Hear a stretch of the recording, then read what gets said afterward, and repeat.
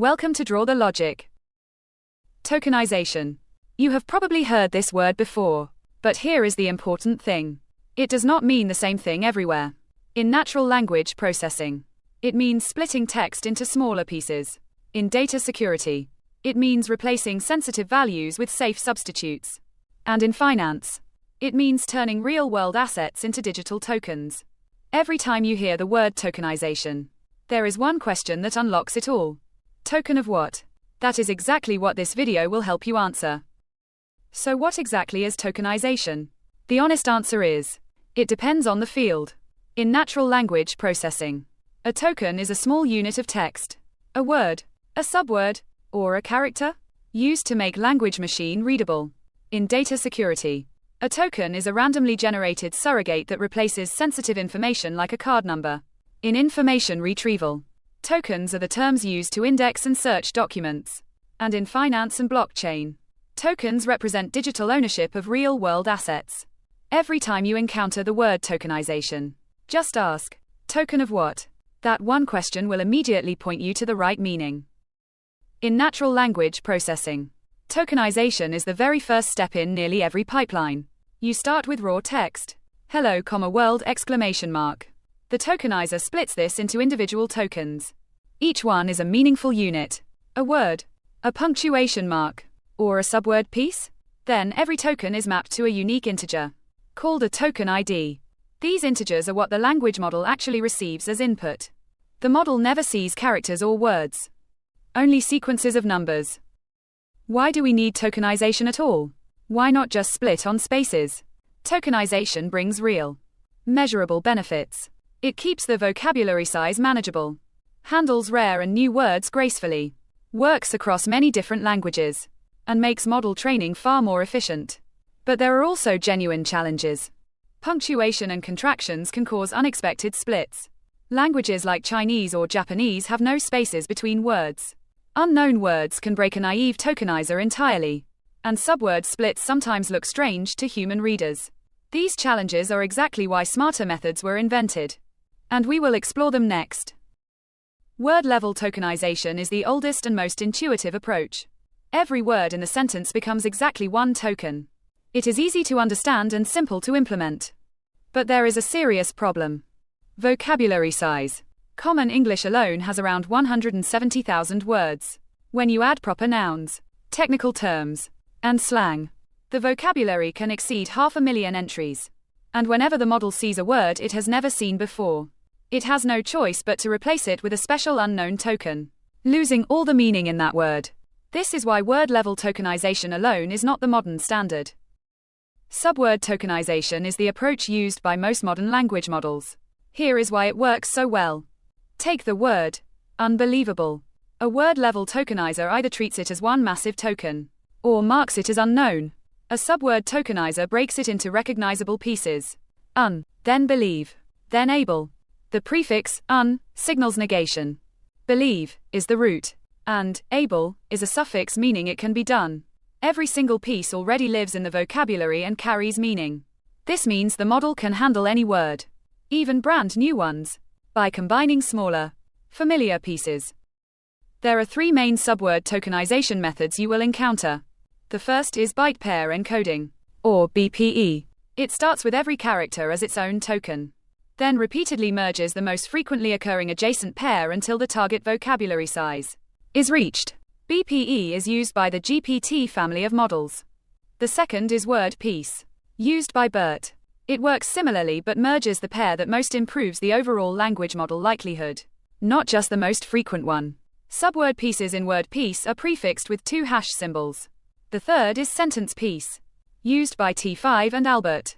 It is a language-agnostic framework that works directly on raw text, without any pre-tokenization step, making it especially useful for multilingual models.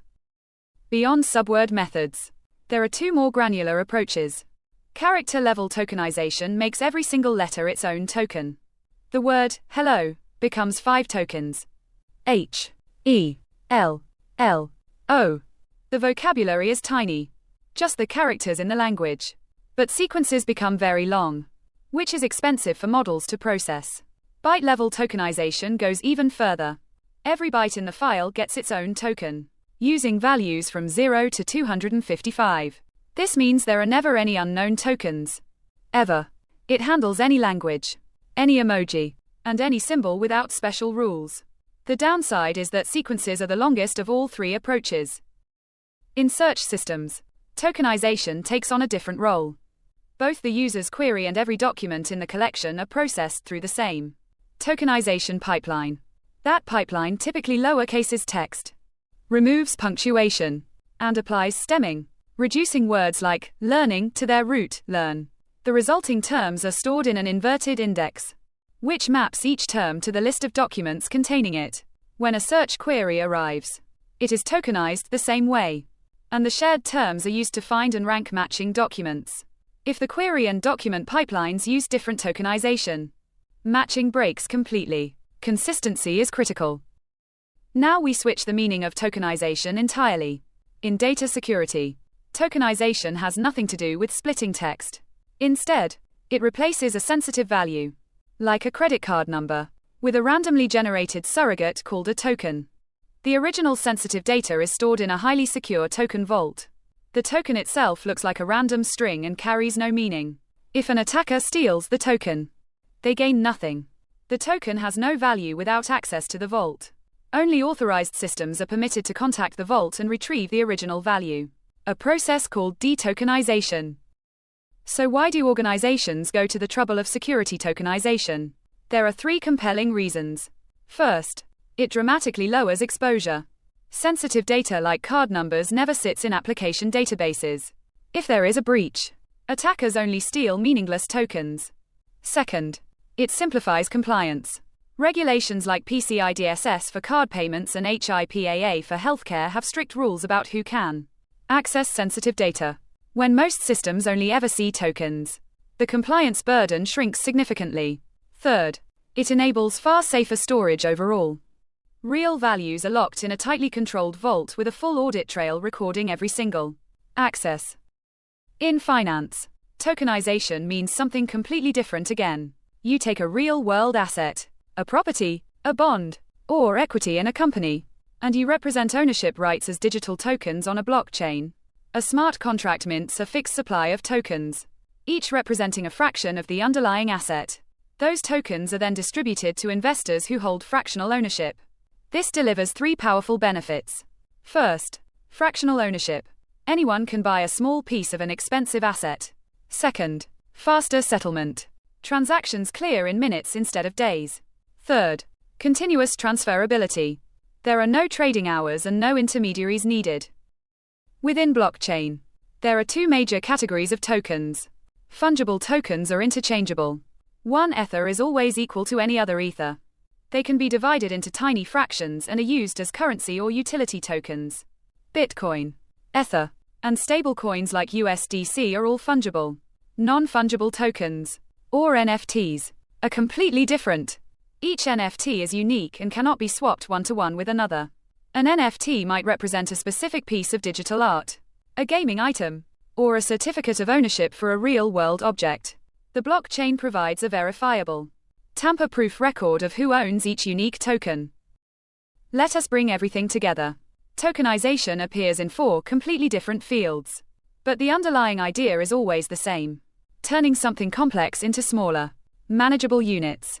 In NLP, you tokenize raw text to make it machine-readable. In information retrieval, you tokenize documents and queries to build search indexes.